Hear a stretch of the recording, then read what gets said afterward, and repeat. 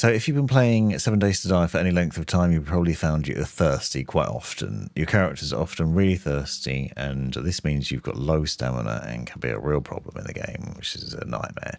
Now, you can get water from various different locations, including toilets, which will give you murky water. But one of the things I'd recommend doing is getting a dew collector as soon as possible. Dew collector will collect murky water, so you will find that you'll get glasses of murky water collected in it. You can upgrade it by using the gatherer and the tar upgrades, which you can get from the trader. And later on, once you've got enough money, because these are 7,000 coins, you can get a filtration system for it as well. This will give you murky water, which gives you 10 water. It also takes 5 health off and gives you 12% chance of dysentery, which isn't ideal. What you'll find if you go to the character screen, usually you'll see your character view like this. If you click on this stats section here, you'll see water. So here, water is 97 of 146 currently, so that's a decent level. Now, if you bear in mind that a murky water only gives you 10 water, obviously you have to drink 14 of these to take you from 0 water or low water to maximum level. So that's a lot of water. You can see I've only got 6, and that's from taking it from the dew collector.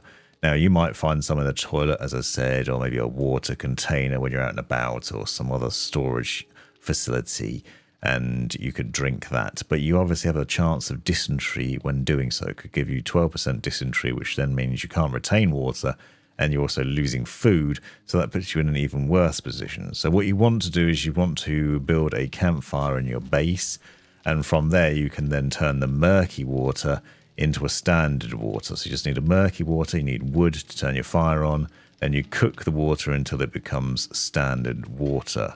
Standard water gives you a little bit better in the water department, so it'll actually give you a nicer increase in it. So if I just cook some now, you'll see it gives you 20 water instead of 10, and obviously it then doesn't have any chance of giving you dysentery. So it's about as fresh as you can get in that department, and that's the basic thing that you can do for water and getting water. But what you want to try and aim for is this instead, which is pure mineral water. You can see this gives you 60 water. More importantly, it'll also cure dysentery and give you effective digestion as well. Now, if you take the water, you'll see obviously that 60 water is really good, because that's basically only 3 of these bottles required in order to basically have a good bit of quenched thirst. However, it does require coal, goldenrod flowers, and chrysanthemums, all of which are pretty easy to get, and a little bit of crafting. You also need water first, so you'd go from murky water to standard water to mineral water. You can, however, also craft other things, so you can get goldenrod flower, for example, and turn that into tea, and that's pretty easy to craft because that basically requires a clean water that you've taken from murky water and goldenrod flower, and then that gives you some other benefits in that it's 24 water, so it's double the same as murky water, or a little bit more than standard water, but it gives you stamina regen and it helps with dysentery as well. You can do the same with red tea, which is chrysanthemum and water. So again, that's fairly similar, not too bad to craft. That gives you 24 water. So you can see these easy to craft waters don't really give you much return. Yucca juice is another one. So with the yucca fruit, you can get decent hydration. That's actually 34 water. But again, you still have to drink loads of these. So it's not just one drink and you're done. You actually have to drink a bunch of them.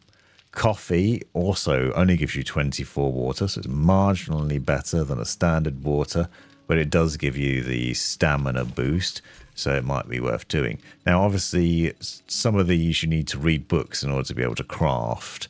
The standard water from murky water is really easy, but the other ones are a bit more complicated and require some time. You can see that you can make blackstrap coffee from coffee beans, water, and gunpowder, but I've only just unlocked this. And that still only gives you 24 water, but it gives you resistance to cold and also stamina regeneration as well. There are other things with water, though, other tips that I'm going to give you, so stick around for those. One of these is the locations of water. So I've already mentioned that if you search a toilet, for example, you'll probably find murky water in there. But what I've discovered is you can find a water tower, for example, which also has water in it, and obviously things like rivers and other places. Now, this water tower is interesting because I've broken the side of it, and then you can craft a bucket and you can scoop the water out of it. Now, in theory, you could get in the water tower and you can drink straight from this as a source. But you can also take the water in the bucket and take it back to your base. Now, this is handy because it basically gives you an infinite supply of water which you can drink from, but it does have consequences because it is essentially the same as murky water, so that can be a problem. But you can also use this in other ways. So you could, for example, create a moat around the outside of your base to go along with the traps, so the zombies have a real pain trying to get into your base because they've got to get through water and spike traps and other things. Now, watch out for traders selling the water purifier mod. This is different to the one that goes in the dew collector because this actually mounts into your helmet or hat, and it goes in the modification section, so I had to swap out my night vision for it. But this allows the safe consumption of murky water, which means while wearing my modified hat, I can now drink from the puddle that I've created from the water tower, which we've made a little well out of in our base. So basically you can go up to this, and as long as you've got empty hands, so one of your quick slot spots doesn't have anything in it, you can then scoop the water up in your hands and drink it. And obviously you can just keep drinking until your water gauge is full. And you can also do the same with murky water. So with that modification in place, you can take water that you found out in the world in those jars that only gives you 10 water. You can drink from it and you won't get dysentery. So it will still obviously negatively impact your health, and you'll have to drink a lot of them in order to fill up the water bar. But if you're desperate, you can use that. So watch out for that mod because it's really handy. It's pretty affordable to get from traders, and you can find it around in the world as well. It does take up a modification slot on your helmet. But then you can drink from rivers and from little waterways like this that you might find out and about, and that will help with your thirst problems. This is one of the best ways to deal with it, I've found, because you don't have the negative impacts of dysentery and other problems. The other bonus tip here is that if you have a higher level hat, so a level 6 hat, for example, you can see that you can stick 4 modifications on that. So I could have night vision, purifier mod, cigar, intellect mod, maybe those things, for example. Gives you options. So try and upgrade your hat and get the purifier mod, and then you should be good to drink. Hopefully this has helped. Thanks for watching.